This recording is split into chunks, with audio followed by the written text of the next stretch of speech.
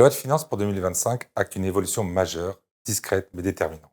La primauté du résident en droit conventionnel sur le domicile fiscal en droit interne. Jusqu'ici, le Code général des impôts, via l'article 4b, définissait le domicile fiscal en France selon trois grands critères que vous connaissez bien. Le foyer, l'activité professionnelle ou encore le centre des intérêts économiques. Mais voilà, dans un contexte international, la donne change. Car en présence d'une convention fiscale bilatérale, cette définition pouvait être écartée. Sauf qu'il ne s'agissait là que d'une doctrine administrative sans vraie force juridique. Depuis 2012, l'administration reconnaissait que la résidence conventionnelle devait primer. Mais ce n'était qu'une interprétation, pas une règle de droit.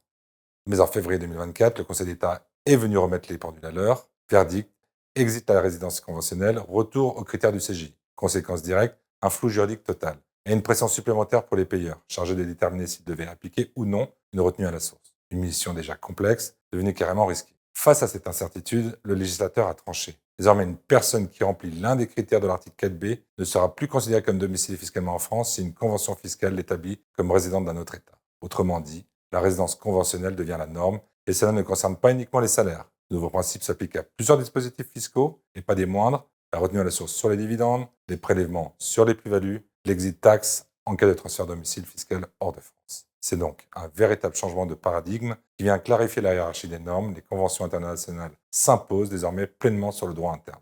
La loi de finances 2025 vient poser les choses noir sur blanc. En cas de conflit de résidence, c'est la convention fiscale qui a le dernier mot.